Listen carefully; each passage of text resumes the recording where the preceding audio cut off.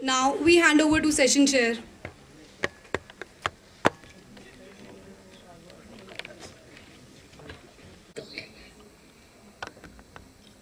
One after another, I find each one is the legend. So definitely he becomes a legend square because he has been able to tap and visualize that type of perspective. I do not want to stand any longer between Joe and Professor Shett, and already we are running short of time.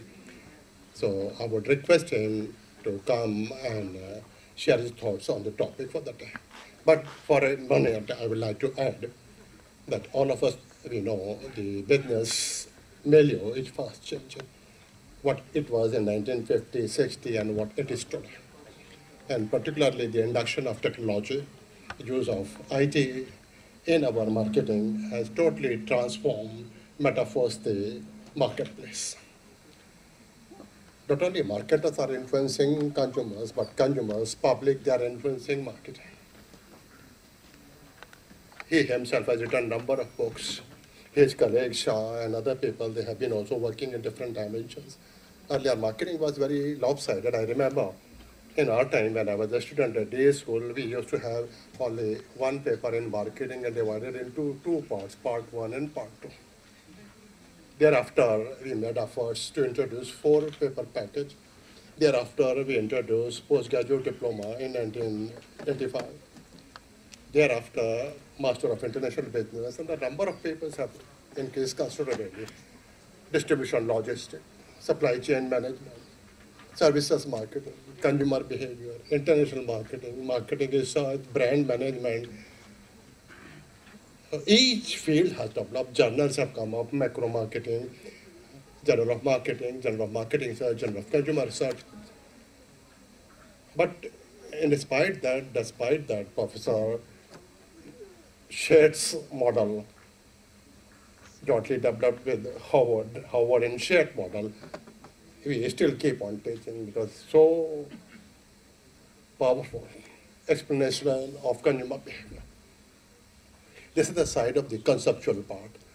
But on the research part, which is the second part of the theme of the session, developments have taken place. I myself have seen articles in journals, Journal of Marketing, Journal of Pricing. They used to be very simplistic, descriptive, then t-test, then z-test, then ANOVA, then regression, multiple regression. Later on in around, I will say, 80s onward, Parshuraman, Jathamal, Barry, they started talking about factor analysis. And EFA became an important technique. Thereafter, SAM came, and then CFA. And CFA totally transformed the way we are doing research because we can think of number of variables, and most of the marketing concepts are customs, abstract, cannot be observed, cannot be measured directly. So we use indirect method through indicators, and SAM is the best technique. But again, I have been going through developments in even methodology part, and people have started coming to criticize or finding limitations of even SAM and confirmatory factor analysis. CFA is considered better, but for last 5-6 years, I'm finding many people have come up and they say, let us go back from CFA to EFA because EFA is more powerful and having less of constraints on the methodology part. So now new techniques have come up, like for example, ESAM, exploratory structural equation modeling. So these are the developments which I'm simply touching upon, and I'm passing on the desk to Professor Shett to delve into some of these issues in detail. Professor.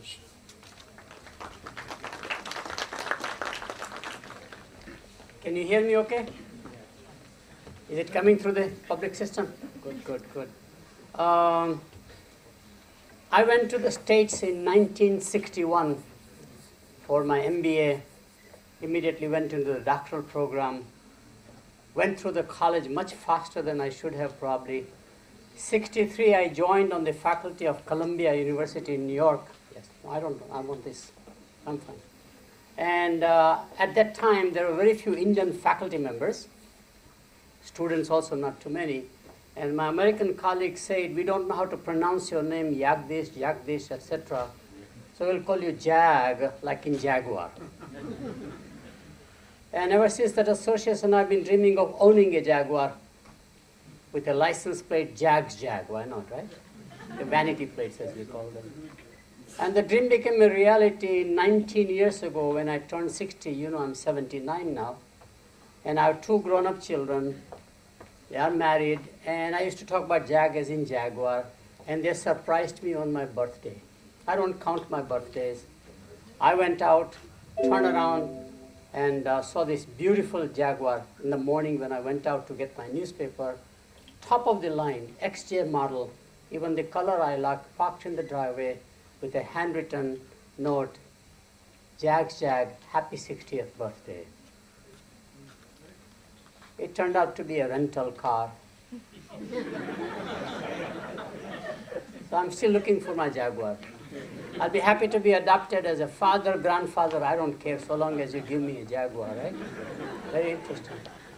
By the way, isn't that ironic that the British Empire, which was undisputed leader in the world for almost a century, official car Jaguar brand is owned now by an ex-colony company called Tata Motors. That's the world we are changing in. So in addition to the change on the digital technology, which is my focus, there's a whole globalization aspect where larger multinationals are now coming not from Europe or Japan, but they are coming from China and India. More Chinese, definitely. Definitely among the top 3 major marketers now are Chinese corporations, surpassing the Koreans and the Japanese. So in appliances, Haier is now number 3, will immediately become number 2.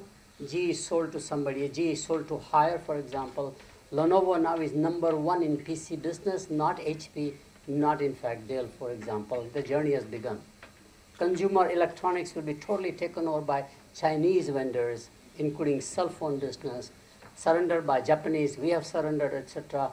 And Samsung may be the only one that may survive in the process. So these are the transformations taking place, impacting the markets.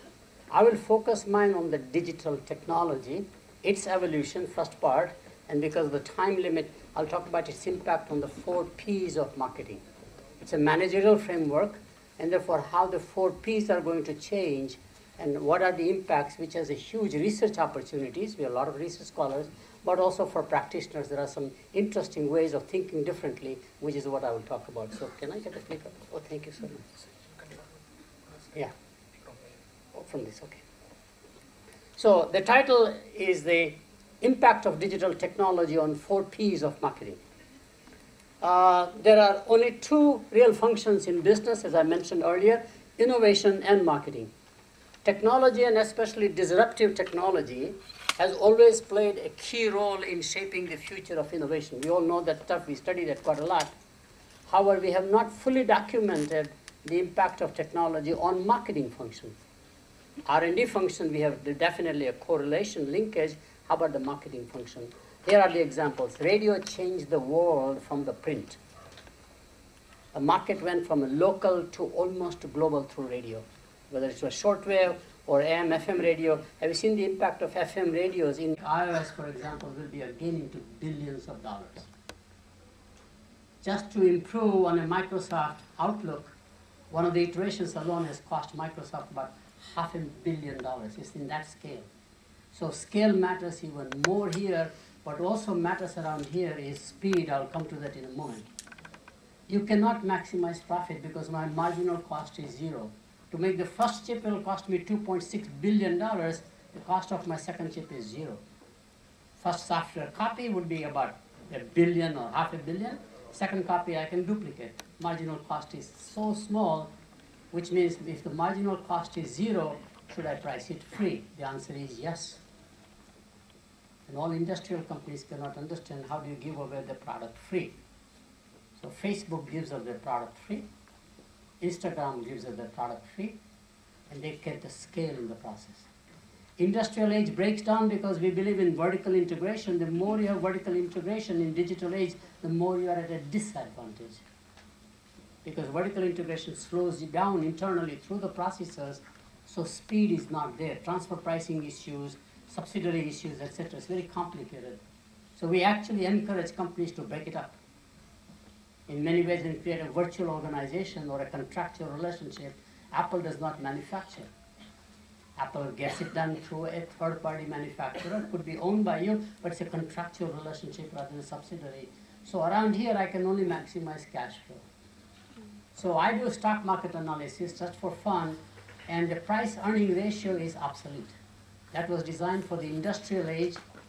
If you look at the S&P 500 companies or Dow Jones as an index, there are now fewer and fewer industrial companies and more technology or Silicon Valley companies rising into the thing. So all the price-earnings ratio is very different. I can only maximize cash flow. This alone has led to a change in the way we think in the cable industry, because that's the advising you go, because you think differently than the traditional one, which is fascinating. So around here, what matters is scale and speed. So vertical integration is a disadvantage. The best model here is to actually create a technology and license as fast as possible to everybody. So Android is a great example on the Google side, for example, and Apple is not a good example. Apple is losing. GSM was created as a common standard by Europeans. I was working in cellular quite a lot. We American invented, but we had the AMPS trial, TDMA, CDMA. We fooled around with trials, let the market decide. It never could create the scale. And GSM came out of Europe as a standard, rolled over completely to worldwide. Today, GSM is a de facto standard. You need the scale in this business to get economies of scale in your software and in your chip making business boundary, which is interesting to watch. So what you need around here is no vertical integration. I mean, then a simple idea like that, the whole Texas Instrument Corporation was reformulated. We had divested all the manufacturing because if you look at the balance sheet, $600 million R&D budget was generating $1.4 billion in royalty money. No manufacturing can ever deliver return on that capital. And manufacturing has all the labor issues, environmental issues worldwide, so we divested all manufacturing except DSP chips, and the reason is that there will be more chips sold on a cellular telephone than on microprocessor. Intel is a microprocessor, we leapfrog completely. Nokia was the key account. The whole company is transforming in the process, which is the power of what we academics do in terms of thinking, impacting the public policy or the corporations, pretty much. So that's what key area. This says that marketing will change differently. In general, there are 3 barriers to market access. There's a location barrier. All of our thinking was around location-centric ideas, retailing, for example. Even advertising is location-bound. Then another one, of course, is time-bound. Product life cycle is a time-bound concept. Customer loyalty is a time-bound concept, for example. And the third one is the theory of the middleman. Middleman comes in the way that creates huge friction. They store it, they hoard it, they speculate, etc. So how do you remove those with digital technology? It transforms the whole field of marketing. So digital marketing means anytime, anywhere, anyhow, whether through distribution or directly, however you reach the customer is the new model. So we become location agnostic and time agnostic primarily. That's a framework. So here is the impact on product, and I'll run through quickly because of the time. I want to give time to my colleague. Digitized products, such as publishing, are going to be more impacted than physical products. Publishing is on a total change right now. In the US, printing material or newspapers are declining enormously in revenues, both subscription revenues as well as advertising revenues. So companies like New York Times or Los Angeles Times, Times Mirror is the company, are struggling about how to go from the print media to the digital media. Surprisingly, in India, we still have a much bigger print market. I met the publisher of Hindi newspapers. He told me just now, in Atlanta, he came to meet me. They print 6 million copies every day in this country. But he says, my days are getting over now. They are printing presses every place locally. They digitize the content. Locally, the print is very fascinating. So publishing is getting impacted first. All the content is getting digitized. So now I don't have to go to the library. Library comes to me. Totally opposite. I can do library on my laptop or wherever I am. Very interesting. Time, location, all gone, right? We'll have the highest impact and the most immediate impact. Products will become very smart. This technology can be embedded into electromechanical technologies, mechanical, technologies. I can invent it, which is the Internet of Things as we call it now, IoT. Everything becomes smart now. I worked on the automobile, what we call autonomous cars, way back at GM Tech Center. We used to call dual mode car control.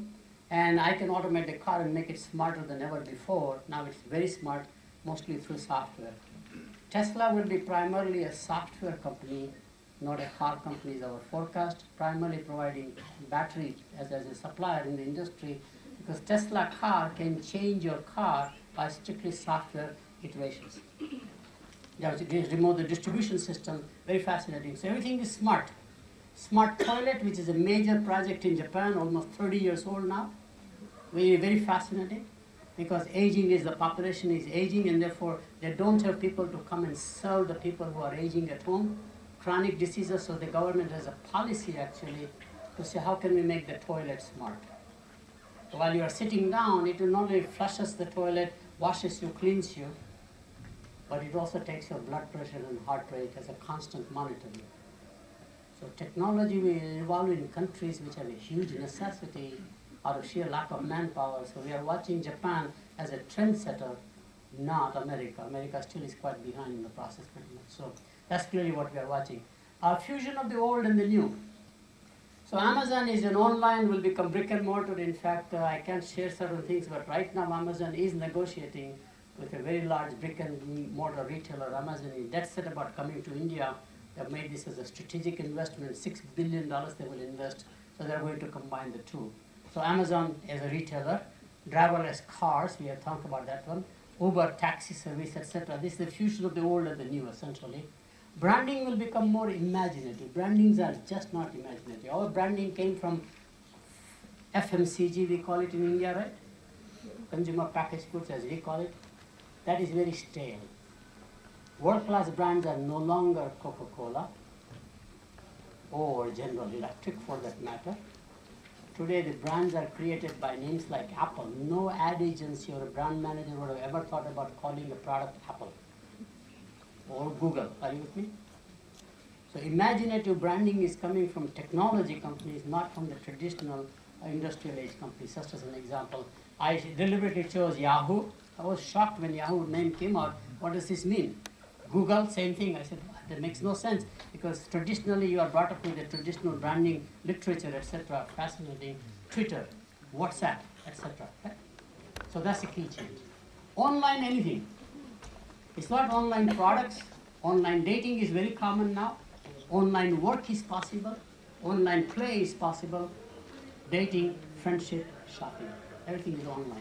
Online becomes the main platform. And there's a fundamental rule of human behavior and consumption behavior. Anything we give up as a necessity, daily activity, what is core becomes peripheral. What is peripheral, core. It always comes back as a hobby. Hunting, daily necessity. Fishing, gardening, baking breads. Latest hobby worldwide is cooking. I don't want to cook daily, but I want to be a gourmet cook. The best cable channel in the world today is a food channel, not CNN. We are making ordinary chefs, ordinary cooks, extraordinary chefs. Have you seen celebrity chefs? They command the same price as show business people, which is fascinating change. So I'm watching that trend, how this changes, which means work that we did physically, if it become online, then physical becomes as a complement. You know, what is a core becomes a complement, etc. Fascinating theory, right? There's an app for everything. If you want to be a millionaire, think about some ordinary stuff people do, routine stuff. Make an app and you'll be a millionaire. Automation of consumption is here. In fact, Rasi Soria and I have written an article as early as 1996 about automation of consumption, which is happening like a science fiction just now. It is just happening. It's very fascinating about how our daily life can be done. So I can have an app for anything. And I can make apps much faster today than ever before for a bunch of reasons. More affordable and accessible products and services. Because this technology will make, for the scale and the speed, obsolescence faster and the price points come down. Today I can get an HD TV, 55-inch screen, not a 4K, the latest one, but the one generation before, for under $150. So in India, we are saying every retailer in the corner, Panwala, remember, provision store person, He should be very traditional, because in that 500 square feet, he has no space, but the most modern screen there. I can make it very smart. He does not have to do a lot of things even. And there are economies of scale because the locations are so many when you look at those retail stores. So we are planning out that one in India, which is fascinating. Medical devices, healthcare delivery systems, HD TV, you can take all the examples. So products will become more affordable and accessible in the process. Advertising, I think another bigger impact will be on advertising.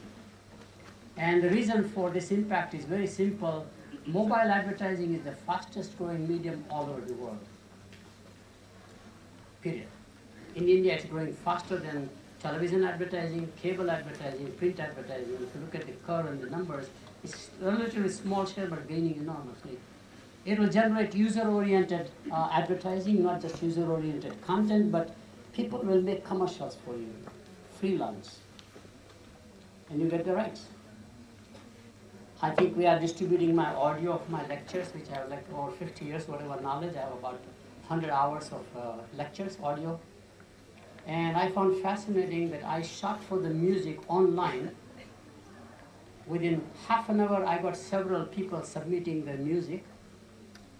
I chose one as a theme behind the theme, so it's the same theme, and I've got the rights completely. I own it. Just a freelance guy, which is fascinating. And it happens, I have a student who has a voice of the customer, and voice of the customer means that you as a hospitality industry leave a voicemail about your pleasure or displeasure or dissatisfaction. Immediately it is transcribed by somebody in Hungary or wherever it is, worldwide he sends out. It gets transcribed, people are just hungry waiting on their PC or a laptop, freelance workers. You talk about minimum wage, there is no minimum wage. And then he comes out with a transcription. It goes on to the, I think one of the platforms which was a part of the older technology, and every manager, whether it's a laundry guy or the room service person or the restaurant or the lobby people, all get an alert to say, here is a problem with this customer, who wants to own it? Very different approach to doing things from market research viewpoint. That's what's happening. And social media will take over. In fact, the largest market, largest nation is no longer China or India, it is Facebook nation. Facebook nation is fantastic. 2 billion or more than 2 billion now. It's such a dynamic. It has no governance by any jurisdiction, and it's a market by itself. It is becoming a marketplace. It will probably take over more and more share of the ad revenues from Google too. In fact, I'm using it right now. I'm fascinating the way they guide me as an advertiser. They are guiding me to say what I should do. I'm putting some money just to experiment how Facebook will advertise my products. That's the latest book that you've got, Genes, Climate and Culture. I want, because publishers don't do anything for you anymore. So I'm doing it myself to see how it works, which is fascinating. So Facebook, Twitter, LinkedIn, etc. This is the one that I've been working. We have a couple of papers. We are now extending ourselves into the virtual world. So extending the self into the digital world. There are sites like Second Life. 10, 12 million people are visiting those as if they are in another world altogether, not the world that they are in. They would like to have either aspiration, fantasy, relief, whatever the reasons are. The farm bill is very interesting. There are executive women I know who will rush home just to be in time to milk their cow, which is in Farmville. Totally immersed. And they neglect their children.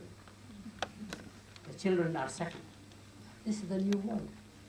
We are getting digital avatars. I make my own avatar depending upon what my mood is and what season is, just like I have a dress. I can dress avatar differently. I can make the changes. People are into that virtual world to a level that we have never imagined. Now think about the artificial intelligence and think about the other things which is going to impact your communication. Blurring of advertising, promotion, and word of mouth influence, which used to be compartmentalized, no longer. And the last part is very interestingly, there's a very famous saying in advertising by Marshall McLuhan, medium becomes the message. The new saying now is actually, very interestingly, messenger becomes the medium. I can have a YouTube channel, infinite numbers. Remember, broadcast has a limited channel, cable expands the number of channels. In the case of YouTube, I can have a channel of thousands I want. So we are telling corporations, why not have a YouTube channel promoting, advertising your products? If you're a Walmart, you have enough to say. If you're an Amazon, you can have enough, just have a YouTube channel. And that content, you don't have to pay these mega bucks to the ad agencies or mega bucks to the media, etc. So this is fascinating. By the way, some of the largest followers things are basically personalities, right?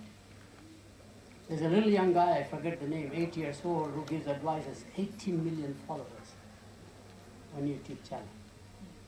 Most of the show business people, Shah Rukh Khan, I guess, right, in your case? It's fascinating. They have like 18, 17 millions. I think the largest one is our Prime Minister Modi now. Yeah, Narendra Modi. And obviously our President Trump has a very large following also. And these are the people. So I can create channel by each product if I wanted to. The capacity limit, either by regulation or by technology, is just out. So I can blur the boundaries enormously. YouTube is, watch YouTube. YouTube is going to be transformative. And I think it's owned by Google, right? YouTube is owned by Google. So I'm watching that company, what will happen. Impact on place. The old theory used to be in retailing, location, location, location, right? That now goes out of the window. Voice reform.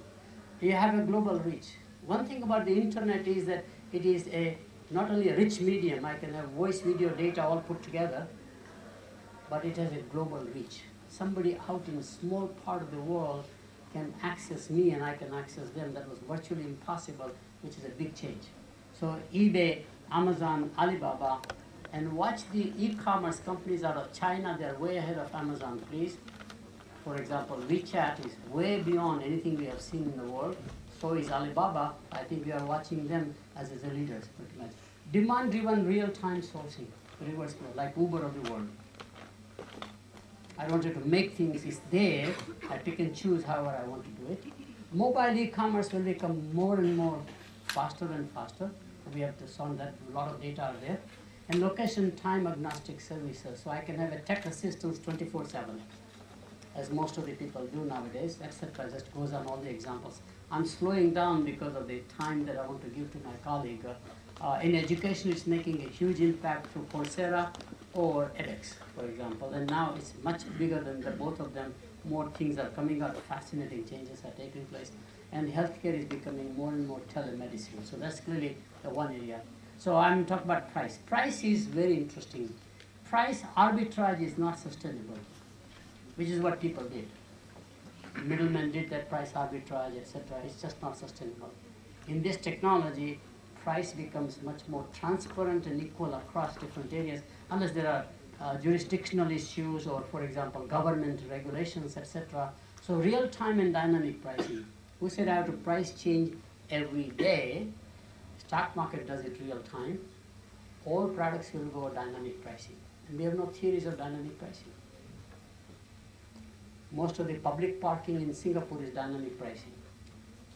All over the city, you will see signs that say so many slots are available where, and the pricing is now not same, but different depending upon demand supply. I can do quite a lot.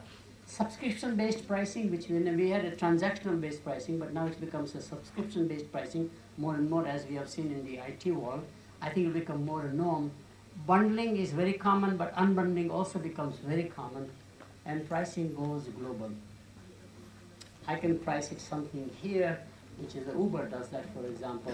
Amazon can do it, etc. So pricing now becomes a global event, not just a local event as it used to be, right? Now I'll take the last area, and that is the, in addition to 4 Ps of marketing, digital marketing will also impact on market research. We have seen this clearly. And we have people around here who do dabble into that one. I advise some companies mentoring, etc. Customer support also will become impacted by this one, the way we do customer support. And the last one is customer feedback. Customer feedback is becoming very fascinating change by this technology. Traditional marketing as we know it today will become peripheral, and the digital marketing will become more and more core as advertisers and marketers begin to shift their dollars. And I think the previous session, the chairman talked about that one, how I think in Delhi School of Economics, 80% of the budget now goes to digital advertising or digital a social media type thing as opposed to television, before that one print. Again, just to summarize, anything we give up as a daily activity, it tends to come back as a hobby business, which is fascinating, or a specialty, one or the other. And we have done a lot of work in this area, which is, again, fascinating. I just want to mention that this impact is massive. There is more material, but I wanted to summarize quickly to show you that we need to question our traditional laws, that we believe are marketing principles or the laws. They are now turned around enormously by this technology. Thank you very much.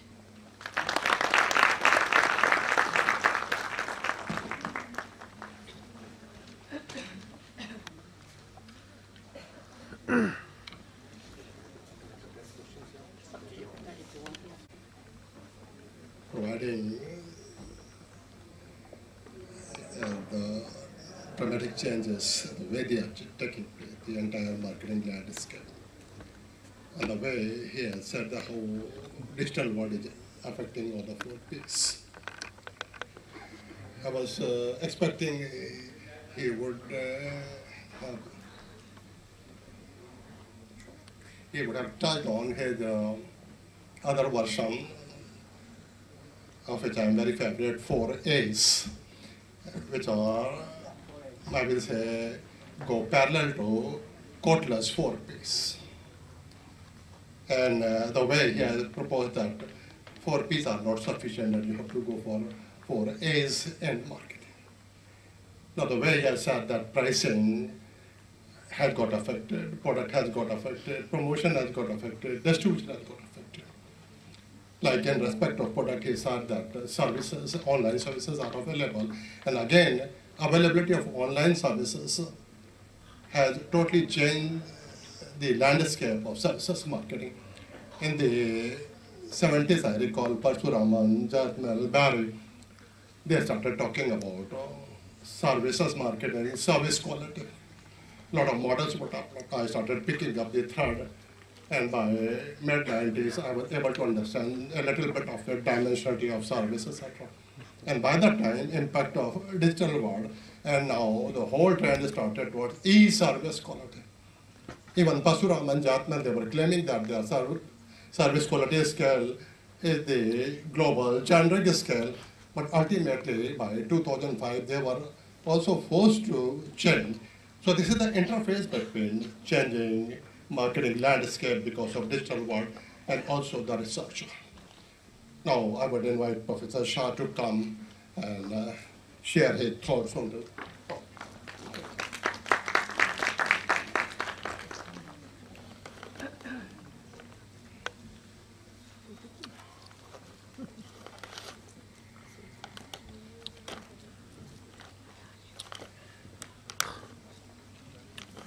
Great, yeah, thank you.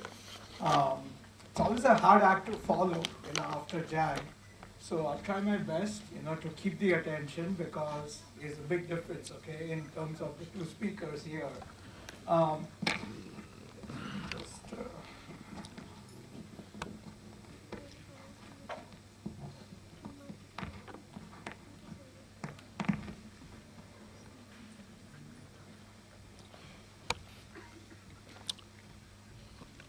Okay, all right.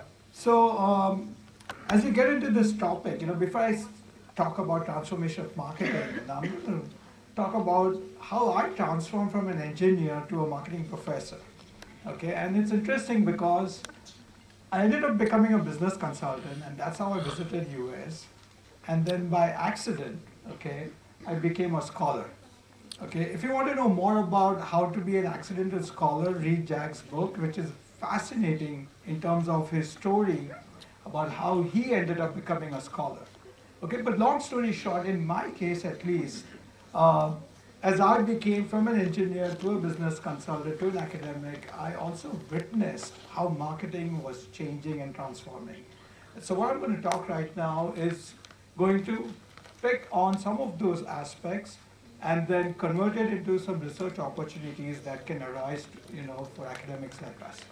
Okay. First, a very uncomfortable truth. Okay. So marketing executives, especially the CMO, is the most frequently fired executive, and this has been that way for several years now. Any guess why? Why is it that CMOs are the most frequently fired executive as compared to CFO or CEO or Chief Information Officer, Technology Officer? There could be several reasons, right? But there are two fundamental reasons. The first one is the fact that we as marketers deal with the most number of fuzzy metrics. Okay, and what that means is consumer perception and brand awareness and willingness to purchase and things like that. Okay, which are hard to quantify. Okay, and the second thing is the fact that the world is changing. Okay, and we've heard a lot about it. Okay, so let's start with the first one, which is marketers dealing with a lot of fuzzy metrics. Okay, now if you go back in time, okay, and see how marketing evolved, there was a heavy emphasis on creative messaging and segmentation, right? So marketing was basically synonymous with advertising. Okay, and most of marketing was an art, and marketers' job was to be as creative as possible. So as a consequence, what happened was that marketing quickly lost a seat in the boardroom. Right? There were a lot of articles that came, and then what it triggered basically was a huge move towards marketing accountability. Okay, now interestingly enough, right, while this was going on, the company that I was working for, the CMO was reporting to the CFO. Okay, he was not even allowed in boardroom meetings. Okay, and that was a fact of life in many, many, many companies. Okay, so this triggered a silent revolution called the marketing accountability revolution. And in academics, right, we saw a lot of emphasis. We had academics like Don Layman, right, who wrote this article in Journal of Marketing.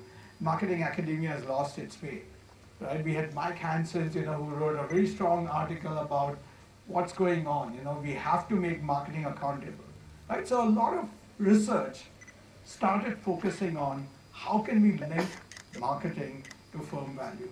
Okay, there was a special issue as well as a special conference now, which occurs every 2 years. Marketing Strategy Meets Wall Street, which basically started from the need to make marketing accountable. Okay, and then across companies, okay, there became a renewed focus to basically, make marketing more of a science than an art. Okay, so and that trend continues today, right? We see more of marketing analytics being applied, in companies, and companies trying to make marketing more accountable. Okay, so I was looking at all of this, and by then I'd become an academic, and I said, okay, I'm going to jump, I'm going to jump into the bandwagon, and then let me focus now most of my research on how to link marketing to firm performance, right? So then came all these stuff and all the publications, that I could get into, Journal of Marketing Research, HBR. I spun articles, that basically focused on one and only one thing, the theme being how can marketing be employed across firms to maximize customer profits. Okay, so one of the articles, for example, which got published in Journal of Marketing, linked marketing to stock prices. Okay, what kind of marketing strategy can make firms richer? How can they increase their market value? Okay, obviously HBR, Sloan Management really love that kind of thing. Okay, but here's a question, right? Is profit maximization from customers sustainable? Okay, so while you can do marketing and you can extract as much value as you want from your customers, okay, you can have brilliant models that can help you maximize lifetime value or customer profits. Okay, a bigger question, right, that firms would need to ask sooner or later is that, is profit maximization sustainable? If you are making a lot of profit from firms, from customers, with the help of marketing, is that going to hold up in the long term? Now it depends who you ask this question, okay, because you'll get a variety of responses. Right? So my approach is, when you get a variety of responses, you need to ask the guru. Okay, who is the guru? Here is the guru. Okay? So if you ask the guru this question, the answer is going to be an emphatic no. Okay? If you look up Jack's work on forms of endearment or consumption value, conscious capitalism, there's a lot of work that he's written on. it basically talks about what it takes to make firms sustainable. And the answer there is not profit maximization from customers. Okay? So if you think about it, right, sustainability in general comes from striking an ecological balance. Okay? And so in the case of firms, or in the context of firms, right, while a lot of work and a lot of research and a lot of academic research has been done in terms of how firms can value customers and how marketing can play a role in doing that, right? Not much has been done in terms of how customers value firms. Okay?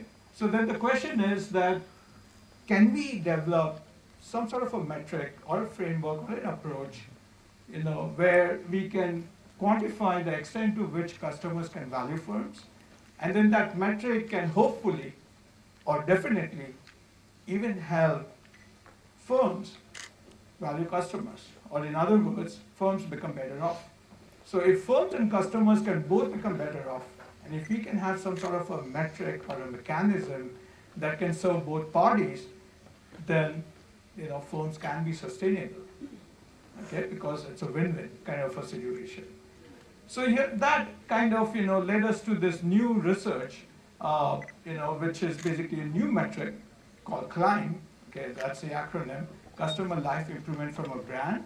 And what we are trying to do here, and this is joint research with Dr. Shet, is basically we are trying to quantify the extent to which a brand can make or improve the life of a customer. Okay, to what extent? So if you are consuming a brand, to what extent is it making your life better off? Okay. So the research questions, right, that we are asking over here in this study is that, can firms improve the lives of their consumers through their products, services, or brands? And if so, in what ways? Okay.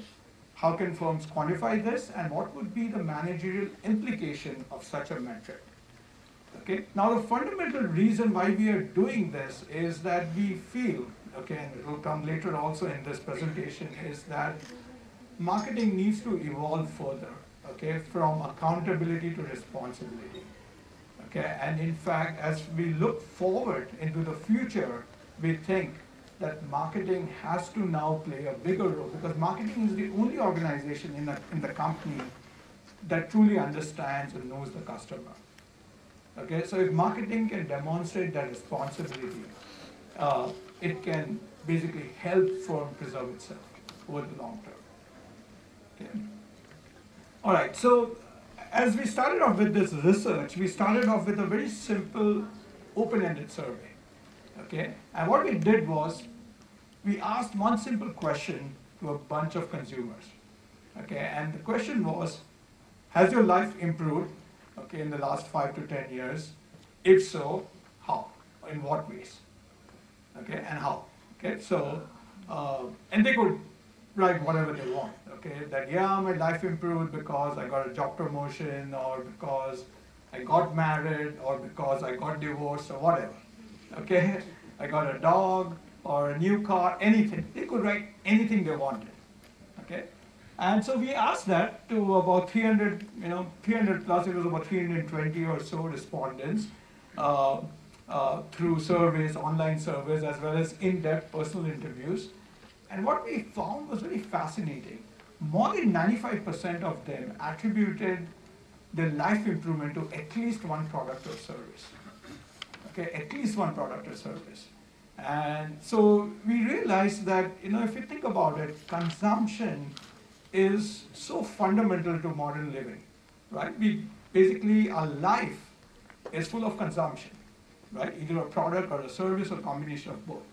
And therefore, it will definitely play a role in improving our lives.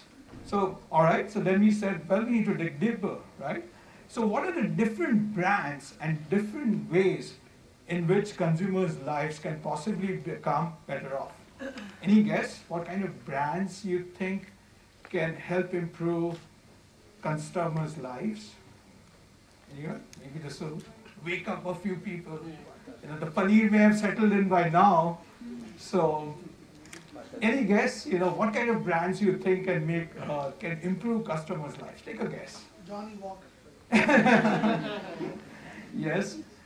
Short term, yes. Long term, maybe not. Patanjali, yeah, that's great. Yeah, that's a very good brand, right?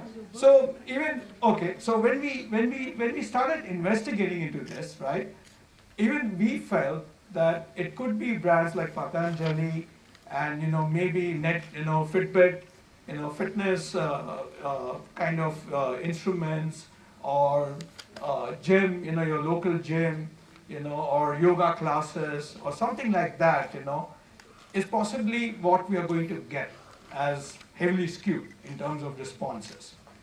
But we were surprised, okay? What we found was a variety of brands that people responded in terms of the role that those brands had played in their lives, ranging from high-tech firms like Apple to very low-end consumer, packaged goods, or FMCG as you call it here, like cleaning products and things like that. Okay, because they were making things cheaper, better, faster, for the customers, which in turns, and then consumers were abstracting those benefits to life improvement. And there is theory out there to support that. Okay, so what we did was we took all those responses. Here's just an example of some of the brands, and you can see it's a diverse set of industries, right? So we took all of these reasons that people cited, okay, did axial coding, okay, did analysis, qualitative analysis, which for me was a new experience. I'm trained quantitatively, so analyzing qualitative data was a great new experience. But we did all of that, and then we start putting them in buckets, okay, in terms of themes. What are the themes around which people are identifying areas of life improvement? Okay, and what we found was that those themes were increasingly looking like dimensions of quality of life or well-being. Okay, so for example, emotional well-being could be things like products that make you feel good, make you feel happy, and so on and so forth. Okay, financial well-being could be a product that helps you save money or helps you in financial gain, and so on and so forth. Okay, so we continued that exercise, surveyed a ton of people thanks to online surveys. Okay, and we came up with this final multidimensional measure, which is now pretty much close to completion. And we found these 8 dimensions which we feel contribute to consumers' well-being, okay, from a brand standpoint. Okay, now the big question is, why should companies care about this? Okay, you say it's going to help me in making my firm stay longer, but maybe my investors, the CEO is going to say the investors are not going to believe that. Okay, the investors are going to get more excited if I show something that is going to give me direct profits. Okay, like cutting down customer service staff. It's usually cheered, okay, by Wall Street. Okay, when they say that they cut down customer service staff to improve profits, it's usually cheered, okay, by the stock market. Right? Now here are the reasons, right, why this would make sense from a company that may not even care about consumer well-being. Okay? These are the 3 things, okay, that companies really care about. And guess what? Climb has an extremely strong correlation with each of these 3 measures. Okay? In other words, if a consumer has experienced improvement in life from a product, okay, they become a customer of that product for life, unless they are forced to switch, because they feel intrinsically loyal. Okay, they feel like, so for example, when we did in-depth interviews and we asked customers, so are you familiar with the Spotify, which is a streaming, music station? Very popular in US. I don't know how popular. It's like Savan, kind of equivalent, in US. People are so attached to that app because they feel that when they are low or when they want to increase their work productivity, they need that app. And they said things like, oh, we feel that without this app, I would not be able to function. Okay, and they feel kind of obligated to use that product. Okay, now that's the kind of loyalty that companies dream of doing, right? One way to do that is if they can improve customers' lives and start thinking about that if they're not already thinking about it. Okay, and hopefully this metric will help companies quantify that. Right? So here is how this could be operationalized. Okay, you can basically any brand. Okay, once this metric is developed, it's close to development. So once it's done, and we have all the measurement items in place, right? What every company can do is they can essentially measure where their brand sits on a continuum of maximum harm to maximum improvement. Okay, brands can also cause harm, right? It's not that every brand is kosher, right? So they can benchmark themselves, they can measure their brand, they can do it time on time, they can see the trend, and so on and so forth. Okay, so that's one great way that this kind of a study could be employed. Right? And then this is more from a practitioner standpoint that it turns out that you can actually use Climb to basically improve your firm performance. Okay, even though that's not the main focus, or that's not the outcome that you're measuring, but the connection is still there. How is that possible? Well, all the indicators or measurement items, okay, that we have of Climb, firms can basically take those as guiding points and then revisit their 4 Ps. Okay, so for example, if there is a company that's doing something that is benefiting the customer, make sure you put it in your messaging. Okay, or let's say you are Godrej and you are launching a new product. Can you come up with some sort of product attributes that makes customers' lives better off? Okay, which would basically go into your product design. Okay, get those things in place. Look at your Climb score, improve your Climb score. If you improve your Climb score, your willingness to repurchase or recommend of your customers is going to go up, right? Because of theory of reciprocity, which in turn is going to impact your firm performance. Okay, so here you have a new metric, and I personally feel, and I'm very passionate about this particular research, is that marketing, I think, at least in the next decade, there's going to be a lot of pressure on firms to demonstrate responsibility. We are already seeing that in the US. A lot of processed foods firms or consumer packaged goods firms, that sell processed foods, they are witnessing loss in market share quarter over quarter for the last 3 years. Pepsi and Coke, the biggest mandate that they have introduced in their companies is to come up with healthier beverages. Okay, the bread and butter product, okay, which is the soda, is basically losing its market share. So there is a huge shift, a huge push within organization to go in that direction. And I think as academic researchers, we have our responsibility as well as opportunity, to work something in this space. Okay. The second reason, okay, I'm going to go quickly on this one, because we've been having this recurring theme discussion, is the fact that digital media is rising, and so are the technology-empowered customers. Okay, so as a firm, whether we like it or not, our customers have already adopted digital media. Okay, now it's up to the firm whether they want to do it or not, right?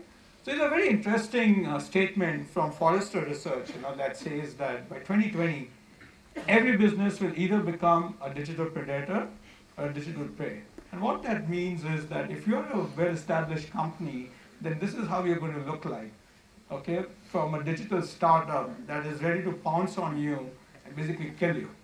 Okay, which is happening. I think in the earliest session, there was a slide where you saw a lot of big brands that have filed for bankruptcy. Right? So here are what some of the digital predators look like, right? So Uber, largest taxi company, and it owns 0 taxis. Okay? Facebook is the largest media company, owns 0 content. Same, I can go on and on. Airbnb does not own any real estate. It's the largest hotel company. Expedia, largest travel agency, does not own any kind of travel companies. And then Alibaba, which is the most valuable retailer, owns 0 inventory. Okay, so this is the kind of marketplace that we are dealing with. These are all digitally, technologically empowered firms, okay, that are basically challenging the established brick and mortar, predominantly non-digital kind of companies, right? So why is this happening? This is happening because of consumers. Everything, if you think about it, is driven by consumers. It is not technology innovation that makes a difference. It is the adoption of that technology innovation by consumers that makes a difference, okay, which is very important for firms to understand. Right? So if digital consumption is increasing, firms have to respond by trying to embrace that, okay, which again opens up huge amount of opportunities for academic research, okay, because it's part of marketing transformation, which is happening in businesses. So as researchers, what can we do, okay, to kind of do research in that direction? And so I'm going to talk about this customer touch points, and I think Raj spoke about customer journey in the earlier session, and the fact that how digital touch points are changing, right, because of customer journey, and how the customer journey changes in the digital media. Here's a nice video from Google, okay, that is a great intro to what I'm going to talk about.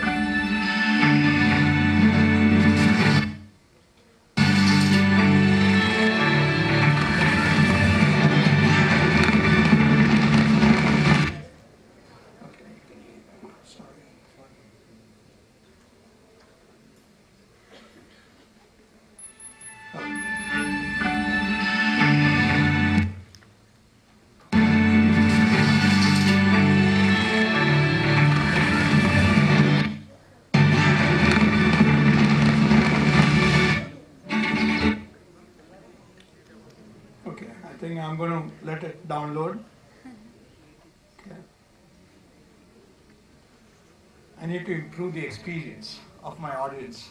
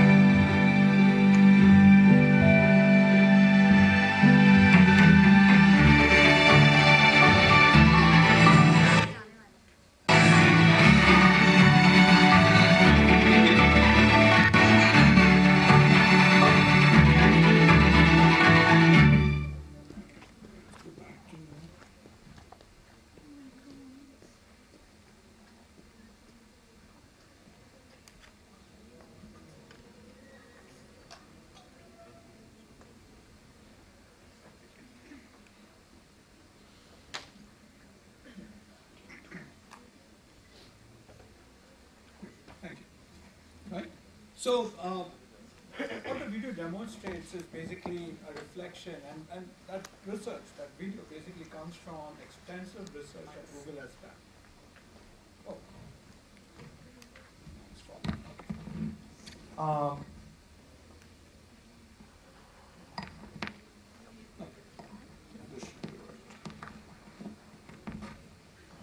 Okay. So that video is compiled, it's coming from, it's not a promotion video, okay? It's basically a showcase of extensive research that Google has done of its users. And Google knows everything about its users, right? What they are, where they are, what they're doing, right? So basically what they're showcasing is how consumers fundamentally are transacting with firms. And the message out there is that now our transactions, first of all, happens more in the digital media, right, which is using either a smartphone or going online. And B, it is very intent-driven, or basically dictated by moments, right, what they call moments, right? So if that's the case, then the traditional CRM as we know it, okay, and there's a strong stream of research on that, doesn't really cut it to basically manage customers the way they are interacting with these moments. Right? Why is that? Because traditional CRM, I like to call it the T minus one, T plus one approach is what traditional CRM follows. And what that means is, and most of my research has been in traditional CRM, right? So what we do in traditional CRM is we take historical data, which is T minus one, and then we analyze it in time T to make management decisions or customer management decisions in time T plus one in the future, correct? Right? And then segmentation, right, is primarily based on segmentation based on historical behavior of customers, and segmentation tends to be pretty static. Okay. Now this is not going to be optimal if we have customers the way they are interacting today, because if customers are coming on your site and they're going to stay there for a very short time and they are specific intent in mind, you cannot superimpose a static segmentation on them and try to manage them.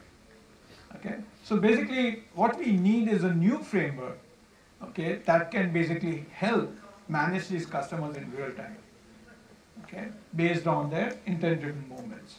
Okay, and I think the keyword over here, moments or whatever else you use, right, the keyword over here is real time. And I think there's a lot of opportunity for research in this real time space, which wasn't the case earlier because we never knew about customers, what they were doing at a given time. It's only after they left the store, okay, checked out at the counter, and it got uploaded into your CRM system, you got to know what they bought. Okay, but that's not the case anymore, right? You can know what your customers are doing at a given moment, right? All right, so this is what we are doing in this research, okay, very quickly. How much time do we have? Okay, fine. All right. So I'm going to just zoom by this very quickly.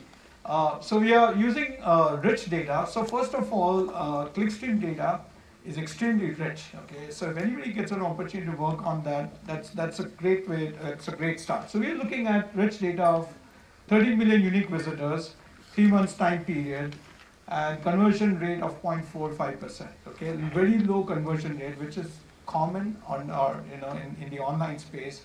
And therefore, there's a lot of opportunity for firms to even give small nudges, even if they can go from 0.45% to 2%, that's more than 100% jump in conversion rate.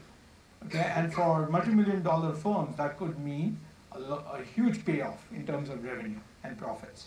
Right? So what we are looking at is that you have these millions of visitors that are coming on this large financial services firm that's based in US. And we are trying to infer what is the moment of those customers or what is the intention with which they are coming to that website. And then based on that, we are trying to come up with real-time interventions so that we make their experience as meaningful and marketing as relevant as possible. Okay, with the hope that it will contribute to higher conversion and better engagement. That's basically the essence of this study. Okay, so here are the research questions that we are asking. We are trying to identify moments and then manage them to increase engagement and conversion rate. And then we are trying to see how this would then be developed and generalized into a strategic framework for managing moments versus managing relationships. Okay, so 2 studies, okay, to achieve this. The first one, which is how to identify moments, right? So we're looking at series of online activities, the intent. What is the intent of the person? Okay, we can make those inferences based on things like where are they coming from? Are they coming from a search engine? Are they coming from a campaign that you ran? Are they coming from paid keywords? Okay, paid search or organic search? What is it? Okay, where are they coming from? Or are they coming on your website and then they did an internal search, right, on your website and then they landed on the page. We're also looking at what kind of pages they are viewing, what kind of content they are viewing, how much time are they spending on the content, and so on and so forth, to basically figure out what is the intent. And then we're looking at context cues in terms of what kind of device they are using. Are they using a mobile device or are they coming from a desktop? Time of the day, is it during office hours, late hours, so on and so forth. Okay, we take that information, put it into a quantitative modeling. Right now we've used statistical models. As we speak, we are dabbling with some machine learning algorithms because it's just that it's more efficient when you have such a big data. And then we are basically looking at dynamic segmentation of customers based on moments. Okay, right then and there, in which bucket can I put this customer in? Okay, and how do I define those segments? I do it based on these moments that we've identified in the context of this firm. Okay, so the moments are things like, I want to know, I'm in a research mode. I really don't want to start a relationship with you as a bank, but I really want to find out more about who you are, what kind of products you sell, what are your interest rates, so on and so forth, right? Or you could say, I want to talk. You want to talk to somebody, okay? So you're basically on contact us page, you're trying to find out the best number to talk to somebody. Or you could be, you know, I want to visit a bank moment, right? So we are trying to get all those moments identified, and then the segments are based on that. Once those moments are identified, we basically want to act on them, right? So the way that would happen is, when the customer lands, so let's say online customer I lands on firm website at time t and starts browsing, we infer the moment j for that customer I at time t, and then we split them into two groups. So we are doing these experiments where the control group, we do the marketing interventions based on what the company is doing right now, which is based on segments, static segments, okay? And then the treatment group is where we give them interventions that map exactly based on the moments that they are in. Okay, so if they are in I want to talk moment, for example, then a chat box will pop up and things like that. Okay, so that's basically what we're doing right now, and then we want to see how this is going to give a lift in conversion and engagement rate. Okay, it's still a working paper. Okay, the data is a beast. Okay, it's huge. We don't have the most powerful workstation that we had right now is not enough. So all we are working on is on sample of small samples or random samples of the actual data. But come spring, we are going to have a Hadoop cluster on which we'll be able to run this data and then get our study completed. But this is a nice area to work for, just for academic researchers in general, right? How can we make marketing more relevant, more real time? Okay, given the fact that now we can know at any given time what customers are up to, and we have the computation power to get those real-time interventions in place. Okay, which wasn't the case, say, 5 years ago. Okay, all right. So with that, I just have two key takeaways, okay, of this. So the first one is that for firms to be sustainable, marketing has to shift its focus from accountability to responsibility. Okay, I think yes, the move to accountability was needed. Okay, so that marketers understood that they had to quantify the consequences in financial terms, in terms of what they were doing. But a blind focus just on that is not sufficient. They also have to demonstrate responsibility, because at the end of the day, they are dealing with consumers, with humans. Okay, so how is that possible? By developing or implementing a performance metric, right, that can help you quantify the extent to which firms can make a positive impact. If you're a firm, you are interested in implementing it. If you're an academic researcher, our goal is to develop something, okay, that can help firms do this. Second key takeaway, right? So when I joined academia, and I'm sure you're familiar with this term, right, which is common in academia, is publish or perish, okay, which is a big part of our profession. Okay, we have to keep publishing. Okay, I would like to add one more to it, especially to people who are involved in active research and analysis, is that you need to retool and replenish from time to time. Okay, and which kind of brings me to the second key takeaway, right? So as marketing transforms and the world changes and customer habits change and they become more digital savvy, right? The future is going to rely more and more on technology and data. Okay, and what that means is that we really need to now figure out the new tools that are basically going to dictate the next 10 years. Okay, tools that we would have never learned as we did our PhD, tools that are not so prevalent right now, but definitely will become very prominent in the next few years. Okay, and so those are things like machine learning, and then analyzing unstructured data.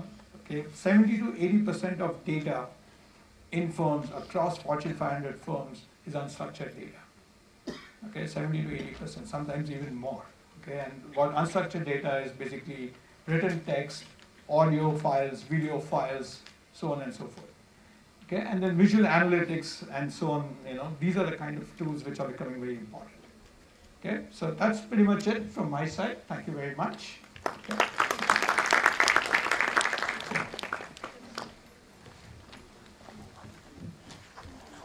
Professor, for excellent presentation. While Professor Shedd provided the canvas of marketing changes, the way marketplace is changing, Professor zoomed in on some of the specific aspects. I fully agree with him that in the 80s, 90s, we were talking about how to go in for more sophisticated techniques. Like in the 90s, Jaworski and Kohli, they developed that scale for measuring market orientation when marketing concept became important and started replacing selling concept. When they started advocating to marketing professionals, companies, immediately they started asking questions. Yes, it sounds logical, but why we should spend money in reorienting our company and operation towards customers and market? And this provided a total new thrust to measurement that Professor Shah was specifying, doing research and making marketing accountable. Actually, I, to the best of my knowledge, feel that it was Professor Shedd, and I think Professor Shah will also agree, that he talked about this accountability of marketing sometime in, I will say, late 90s or 2000. I happened to read his work, wherein he brought in this question that why CFO stays in the organization, CEO stays in the organization, but CMO is not there. There was a lot of distrust, and he emphasized this part, that marketing people, they create dream-based project. We will do this, you give us so much of money for advertising, promotion, product development. And after 3 years, 4 years, when the CEO asks them, now what about our performance? They say, sir, what happened? Trend change, consumer change, competitor change. And they were trying to pass on their washing their hands.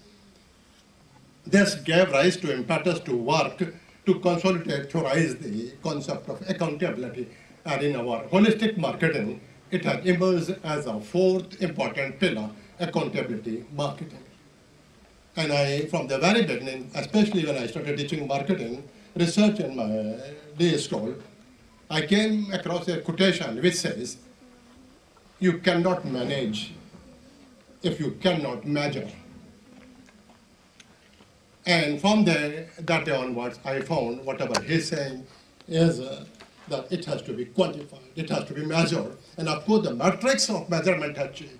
Simply measuring profit or sales revenue or growth or market share, we have started shifting towards some abstract concepts. Even in India, I was associated with a study, and we found customer attitude towards marketing, whether positive or negative, are linked with customer life satisfaction and quality of life.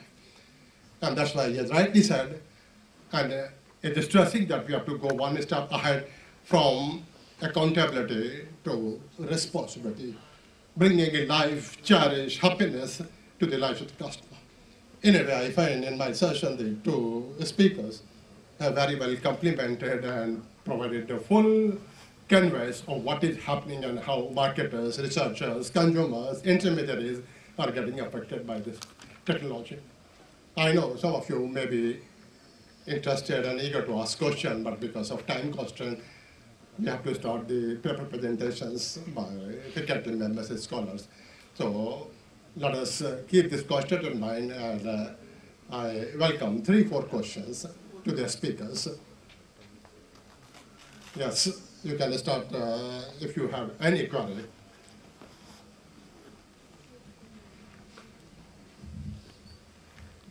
Very well, nice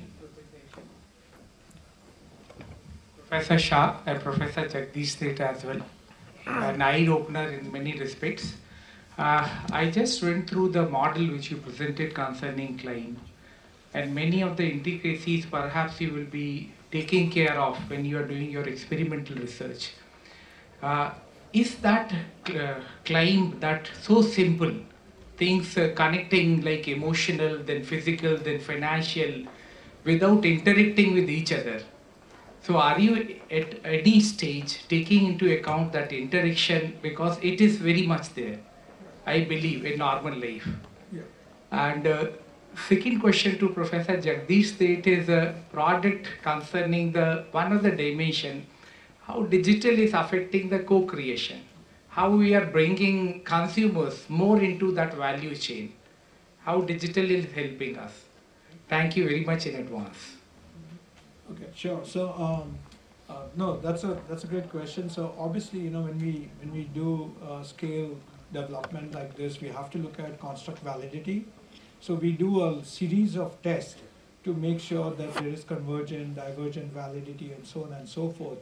So all the dimensions that we've found so far, they will be correlated, but they're not very heavily correlated. So they can stand by themselves. And this is what we presented is after 2 years of research.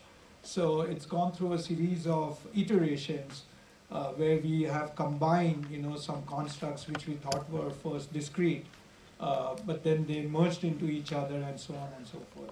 But yes, at least the final product that you saw now is close to completion, and it passes all the tests that you just, or all the questions that you just raised. Co-creation was always inherently there in services industry. But since our literature was all organized around product industries, it sounded like a new concept. Today, a physician cannot do anything without the patient actively engaged in cooperating. I can tell you about teacher, student, no matter how we look at it. What the technology is doing is to enable that to a level that was not possible. It is removing all the frictions that could arise in co-creation, asymmetry on two sides about expertise, knowledge, for example, tools that may be available, physician as the tool, but the patient doesn't have, it gets more equalizer, which means co-creation can happen even more, but the worry is that in the process, will the firm, the company, which is profit-seeking primarily, will shift more work to the consumer. Self-service is a classic example. Today, I have to be sitting and going on a menu all the time, which is very inefficient from my viewpoint as a customer, while they are still having a database out there searching for information I'm looking for. How can you make this better? So to me, this technology will be a great enabler and an equalizer between the two. Except for the intent where the firm is trying to exploit the consumer because consumer is willing to co-create with you. I do want to say just one more thing. In my other research on education side, and this is very interesting to watch, we organized formal education through 3 hours of learning, reading, writing, arithmetic. Now we are shifting to what I have coined maybe about 15 years ago in the academic, the educational institution, 3 eyes of learning. We all know learning is better if it's interactive rather than taking notes. We know learning is better if it's individualized to me, personalized to me. And learning will be better if there is an integration between, let's say, biology and English.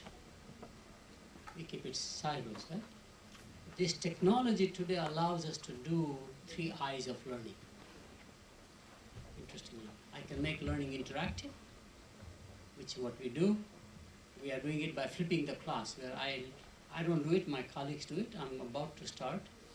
I would have my lecture already prepared, given to the students that they can watch anytime my video, but in the classroom it's nothing but interaction. I can make it very interactive. I can individualize in a mass communication or a mass customization approach where there are assignments I can give in a class of 1,000. There are people who are teaching on MOOCs like Coursera, 11,000 students worldwide simultaneously. To me, that's mass customization of something that's taking place. So that's the other part that I think in certain industries, co-creation will become a lot more interesting to watch. Healthcare is one, education seems to other one. Wealth management is another industry which I think co-creation will become more and more necessary, rather than saying, come to me, give your assets to me, I will decide what to invest, etc. I will get the customer engaged in terms of making real-time decisions, how to shift its portfolio, for example, within the regulatory framework, because money is an important asset in buying it. But I see co-creation increasing in the process by technology. A couple of 2-3 days back, I think we met at Bangalore, and I had a brief interaction with you there, and I said that, well, if I were to mention 2 great scholars in marketing, and which I generally do, and ask students, I said, who are the best names? I said Theodore Levitt and Jagdish Sheth. So thank you very much. My comment here is that, well, you are here. I mean, marketing, as you say, is taking a new turn. So Professor Seth is actually changing the language of marketing. Revolutions happen when lexicon changes. So you're bringing that change. Now, in this context, I was very delighted to see when you mentioned about McLuhan, where he talks about that, well, how medium becomes the message. So if you hold a hammer, the individual who holds the hammer gets transformed. When you hold a mobile phone or a desktop or whatever, or all IT devices, they are transforming you. So I read a piece which says that, well, hammer or a gun transforms you in a way that, well, you become more powerful, right? But if you hold a mobile phone, probably the people in general and customers in specific are becoming stupid. The transformational impact is that, well, I will just mention 3 things. One is that, well, their cognitive capacities are getting diminished. Second is that, well, the social skills are getting diminished, because all the time you are, so in fact, you don't know how to laugh. In fact, you will look for an emoticon to understand as to how to express happiness. Third thing, we are getting integrated on the one hand. On the other hand, we are becoming clans and communities gated. So if I do something, if somebody dislikes that, I immediately quit that connection. Now, in the light of that, I see marketing. Dennis talked about that, well, machine learning. Everything is getting codified by way of our footprint. Now, my question is that, well, I see a pessimist kind of a scenario. Marketing is going to be dead as we know it today. What's your take on that? I'll take maybe part of the question and you can do. So I partially agree or disagree, depends on how you take it. With respect to smartphones making consumers stupid. I think a lot of firms that we've worked with, they actually fear consumers with smartphones because they are so information empowered, right? So when they enter retail stores and they see the price of a product, instantly they remove their smartphone and they do price comparison. If they're not sure about a product, right, they instantly research it. And it doesn't matter what claims you make, right? It is what others are saying and how your product is reviewed that matters. And all the information is at the fingertip of the consumers. So yeah, maybe the social skills may be getting diminished or intelligence may be going down. But as shoppers, in a marketing context, they are becoming much smarter. They're becoming smarter shoppers. It's becoming increasingly hard, to make them impulsive shoppers. They do the research much more extensively. So I think that, from that standpoint, I think it's making them better off. Can I just Sure. add to what Dennis is saying? I think the technology is making marketer dumber, not the consumer. That's the way I see it. I shopped for a car recently. You go online, you search across all the brand names that you are interested in, consideration set. The sales guy only knows his franchise brand. He's not even trained on a competitor's brands, either the technical side or the function feature side, totally ignorant. So I go a lot more empowered Now I get a bargaining power over the person. I bypass sometimes. In fact, online buying is very interesting. People are finding, so my view is that the technology is making marketer dumber, which is what we need to study. Can I take Please, the... Now, permit me to sit here, I want you to sit here. Now, this morning I was having a session in my branding class. So the hypothesis that, well, consumers are actually becoming empowered, I will say it's a function of, like you say, there is a window where you put in some kind of search, right? Now, the observation was that a capacity to put the kind of word there, okay? And you need to put that word there to cognitively process that. That itself is getting diminished because I will have a ready-made fish, not fishing. So that kind of, I'm thinking aloud. So Lao Tse said that, well, give them fishing, not fish. Now, fishing has been taken away, and gradually I'm being rendered devoid of that skill to fish. Fish has been provided. So there is going to be a power shift. That, well, we will become something like totally subservient. I mean, I'm thinking George Orwell. Yeah, correct. As I mentioned, that rule I found, discovered is so important. What is peripheral when it becomes core? What's core but peripheral? I'm still a paper pencil person. I write my papers. I cannot type it. Interestingly, my assistants never bring a sheet of paper. They borrow my pencil or pen. Where is the paper? I say, write something. They are incapable. Now the question is, am I right or they are right? Mine was the mainstream in my generation, but paper is peripheral in their generation, you see. I used to do calculations because we are trained in arithmetic here, calculations, multipliers, tables. So I go to a grocery store and I can easily divide 6-pack into one bottle that I want to buy. The cash register young woman is totally incapable of doing it. So that's not the way she's trained. But if you ask me to operate the cash register, I'll be very inefficient. So my view is, I think that's the transition we are going through in the society. It has consequences in terms of, and I've written quite a lot, actually have an interest, I'll show you. Each demographic is having consequences on society at a broader level, not at the consumer level, which is absolutely mind-boggling. And it worries me because I come from the older generation. For example, I have a presentation on living alone by choice. Used to be living alone by necessity only when the widow in America outlived the husband, became independent after World War II because she was a factory worker. She knew how to manage without literacy. She knew how to drive. She did not want to be with her children as an old mom, you know, daughter or son taking care. It was interesting. Today, men are living alone by choice. It was unthinkable that in any society men could live without a wife or somebody supporting.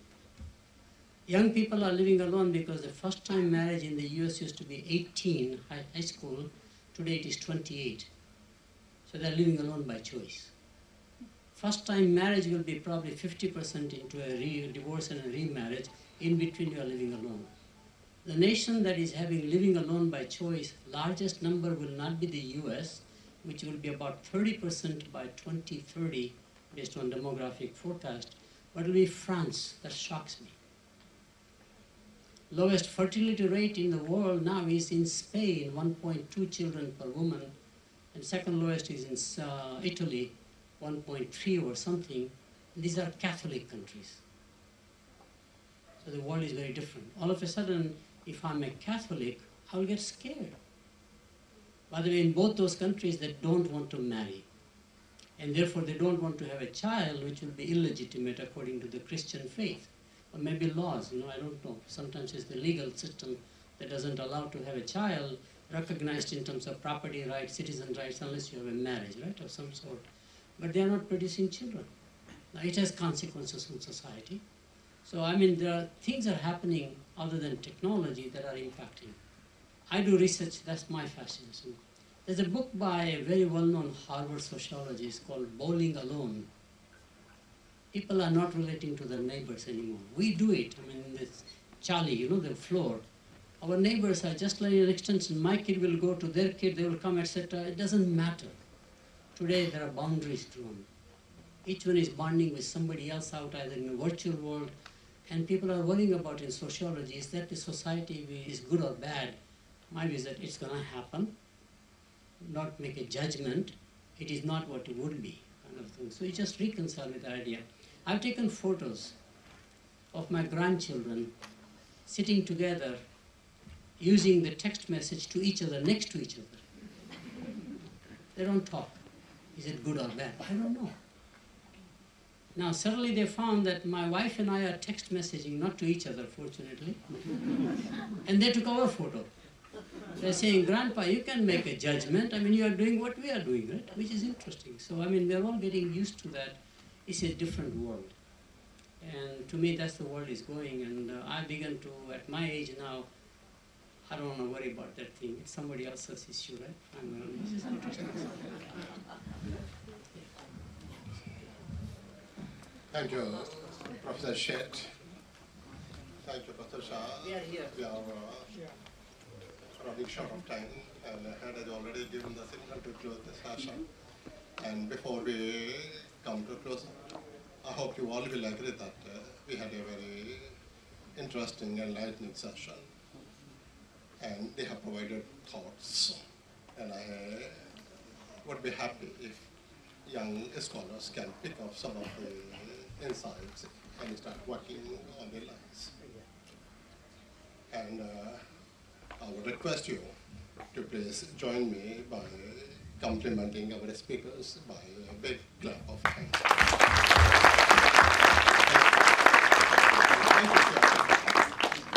Now I request Professor S.K. Jain to felicitate Mr. Professor Dennis Shah by presenting the memento.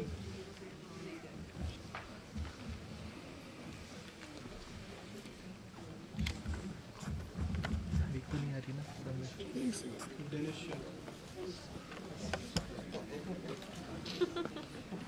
It's okay.